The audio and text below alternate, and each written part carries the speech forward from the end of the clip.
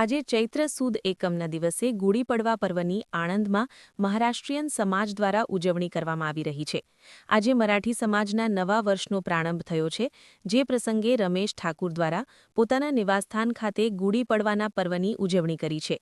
પોતાના નિવાસસ્થાન ખાતે ઊભા કરવામાં આવેલા વિજય ધ્વજની આરતી ઉતારી ધાર્મિક શાસ્ત્રોક્ત વિધિ મુજબ પૂજન અર્ચન કરી નવું વર્ષ સૌ કોઈ લોકો માટે સુખદાયી અને લાભકારી નીવડે તેવી પ્રાર્થના કરી હતી। ગુડી પડવાના પર્વ પાછળ અનેક દંતકથા પ્રચલિત છે। ભગવાન શ્રીરામ 14 વર્ષનો વનવાસ કાપી અને લંકાપતિ રાવણનો વધ કરી ચૈત્ર સુદ એકમે પરત અયોધ્યા ફર્યા હતા, જેના ઉત્સાહ અને આનંદમાં અયોધ્યાવાસીઓએ પોતાના ઘરોમાં ગુડી અને તોરણો ઊભા કરી આનંદ વ્યક્ત કર્યો હતો। ભગવાન શ્રીરામના વિજય થવા બદલ અને અયોધ્યા પરત ફરવાના આનંદમાં ગુડી પડવાના પર્વની ઉજવણીની શરૂઆત કરાઈ હતી, જેના ભાગરૂપે આજે દક્ષિણ ભારત અને મહારાષ્ટ્રમાં મરાઠી સમાજ દ્વારા ગુડી પડવાના પર્વની ઉજવણી કરાઈ રહી છે।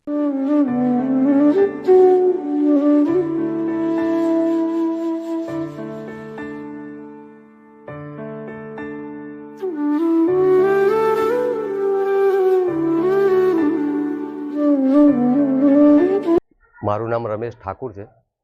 અમે મહારાષ્ટ્રીયન સમાજના છે। અહીંયા લગભગ 101 પરિવાર જેવા મહારાષ્ટ્રીયન પરિવારો છે। અમને લગભગ અહીંયા 70 વર્ષ થયા છે। હવે આ જ રીતના દર વર્ષે શુક્લ પક્ષે ચૈત્ર નવરાત્રિ પણ છે। આજે ગુડી પડવો છે, આવતીકાલે ચેટીચાંદ છે।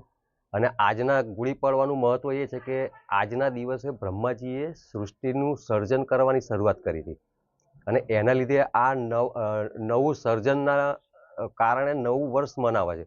બીજું કારણ એ છે કે જ્યારે શ્રી રામને એમનું યુદ્ધ થયું રાવણનું વચ્ચેને જે યુદ્ધનું પરિણામ આવ્યું એની ઉપર વિજય મેળવીને જ્યારે એ અયોધ્યા પરત આવ્યા ત્યારે આ ગુડી પડવાનું આ રીતના ઘરે ઘરે બધાએ ધ્વજારોહણ કરીને ગુડી પડવાનું તહેવાર એ દિવસથી ગુડી પડવાનો તહેવાર મનાવે છે। આ રીતના સ્વાગત કર્યું હતું, દરેક ઘરે ધ્વજા બાંધીને ઉપર કળશ લગાવીને અને આ રીતના તોરણ બાંધ્યા હતા અને સ્વાગત કર્યું હતું।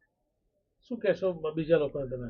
બીજા એટલે દરેક નવા વર્ષની દરેક મહારાષ્ટ્રીયન સમાજ તેમજ દરેક આપણા દેશના દરેક નાગરિકોને, હિન્દુ ધર્મના દરેક સનાતન ધર્મને મહારાષ્ટ્રીયન સમાજ તરફથી મારા તરફથી ગુડી પડવાની ખૂબ ખૂબ હાર્દિક શુભેચ્છા।